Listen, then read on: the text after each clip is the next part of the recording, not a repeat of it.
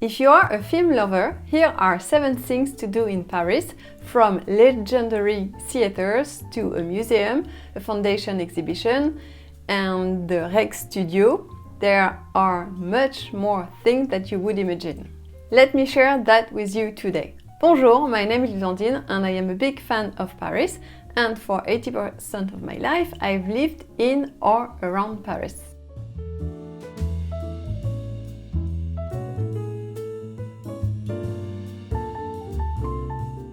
So let's begin with La Cinémathèque Française. La Cinémathèque Française is a museum, but you will also find there exhibitions, screenings, and a vast library. It's a must-do visit if you're a film lover. This is a new museum that was opened in 2021. It's in Bercy, the west side of Paris, and it's a great trip into the creative world. You will understand everything from the start of movie making. The museum is named after Georges Méliès, and he's the one who brought theater from magic to movie. The entire history is explained here, as well as techniques. Before making movies, Georges Méliès had a magic theater, and you will discover ancient objects used to perform tricks. I find fascinating this trick table or these early production objects like this Eiffel Tower. Numerous optical effects are at the origin of the cinema. As a matter of fact, if we look at the history of cinema, first there was Edison's kinetoscope, then the Lumière brothers' silent films, and then the magic with Méliès. And a famous quote from Guillermo del Toro explains, Edison and the Lumière brothers made moving pictures, and Méliès made cinema. By introducing phantasmagoria and tricking into his film, Méliès subtly introduced magic into cinema. He played with amazement and wonder, and the moon is omnipresent in his work. Méliès made around 500 films between 1896 and 1912. Today, we would call Georges Méliès a Swiss Army knife, given the number of jobs he did. He was a drawer, a magician, a trickster, theater director, producer, owner of a toy and candy stores at Gare Montparnasse station. It was in London in 1884 that he discovered magic theaters. Here you can turn the crank and scroll through the negatives. We say in French, tourner un film, and tourner is literally mean rotating the handle. In this museum, a film studio, we hold no more secrets for you, and you learn all about special effects in the interactive room too. You will also find, of course, a cinema, a bookshop, a film library, and a restaurant, all at the same place in this modern architectural building from Franck Gehry, the same architect who realized la Fondation LVMH.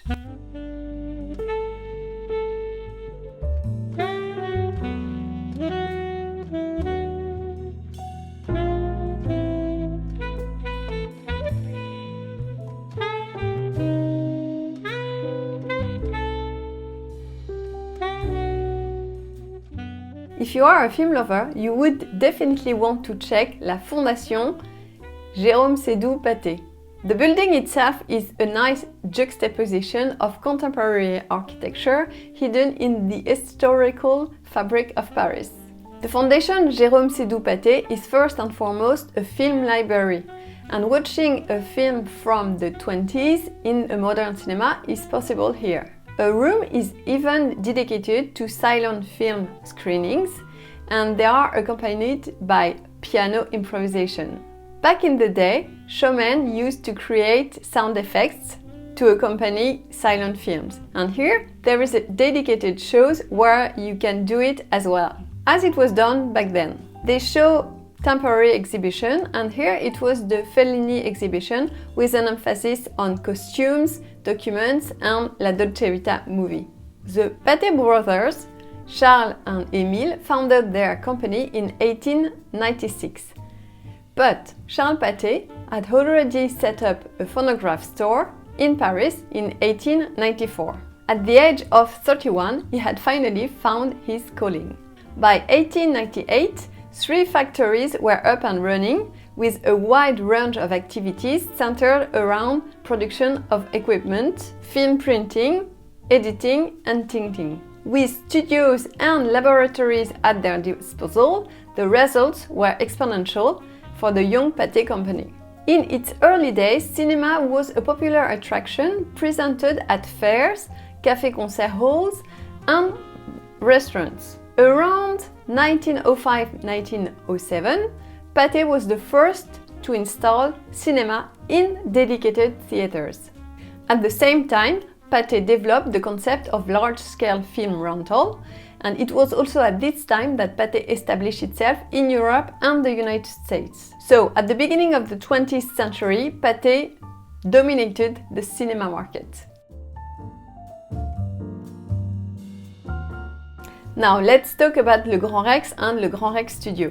It's the legendary venue in Paris. It's also famous for its show of water fountains before movies around Christmas time. Le Grand Rex has one of the biggest screens in Europe and an amazing century-old 3-level balconies scene. And you can also visit the studio. It would be a fun visit to explore the backstage of Le Grand Rex on an experienced way. The visit is designed as an imaginary journey behind the scenes of a cinema.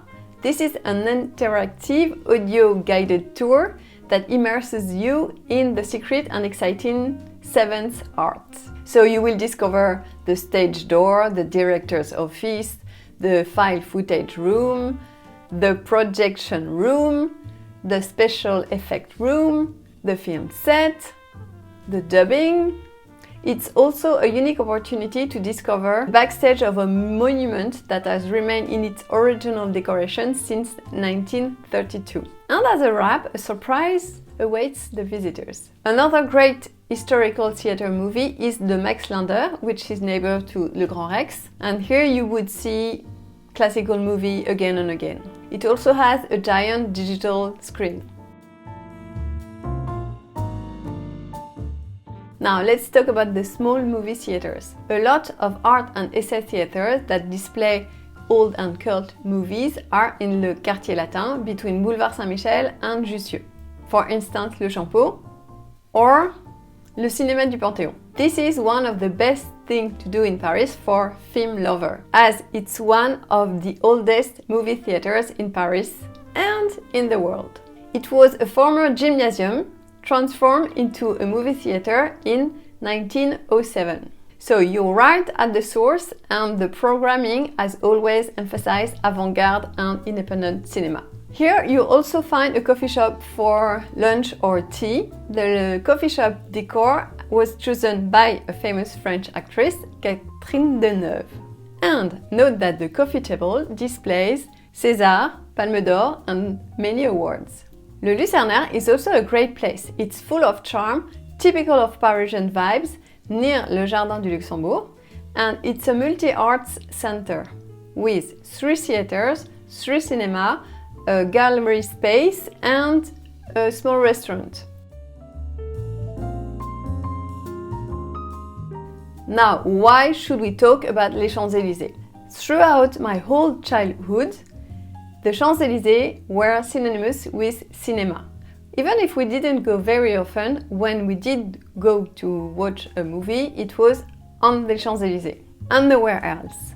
Les Champs-Élysées was the avenue of the cinema. In 1974, there were 64 cinema theaters on Les Champs-Élysées. Almost all of them closed, leaving only the Publicis and le UGC Normandie. And Le Balzac. Le Balzac is at the corner of Les Champs-Élysées and the Rue Balzac. In 1935, when the Seven Arts had yet to conquer the Champs-Élysées, the lobby of Le Balzac was welcoming with shape borrowed from Art Deco style. And Le Balzac offered American films in their original version. They were all successful at the time, and the Balzac established itself as one of the capital's leading exclusive cinemas.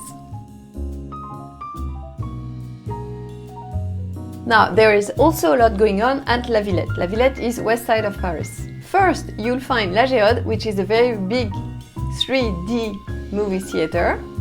It has been renewed and just recently reopened. So you'll get a very unique cinematic experience here. It uses the first IMAX laser 4K dome in France. Also, in the Parc de la Villette, you'll find every summer an open-air cinema free festival that offers around 25 screenings. You will be sitting in the park. Whereas in November, you'll find in Paris the Paris Independent Film Festival that champions films with low or no budget. Maybe if you're a film lover, you want to see L'Hôtel du Nord. It's one of the most famous old film line in French movies ever. Atmosphère, atmosphère, est-ce que j'ai une gueule d'atmosphère? And it was shooted in front of L'Hôtel du Nord, which is a hotel on the banks of Canal Saint-Martin, east of Paris. So you'll discover the facade of this hotel and the famous scene with Arletty. I will add the clip link of this scene in the description. But of course, the streets of Paris are themselves the backdrop for many iconic films or series. The timing of the recording of this video couldn't be better, as in a few days it will be the Oscar Academy Awards. Maybe one day I'll get an Oscar, who knows? Well, I hope this video audio is much better, as I have this little stuff here. And I would love your inputs in the comments, of course.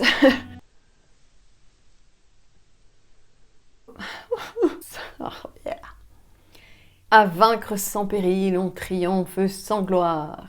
This is a famous French quote that we all learn in French classes, and it dates back to 1637.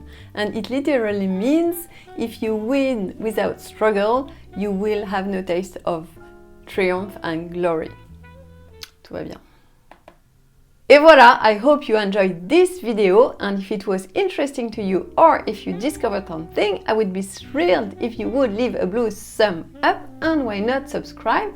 Until next time, thank you for your time, enjoy Paris!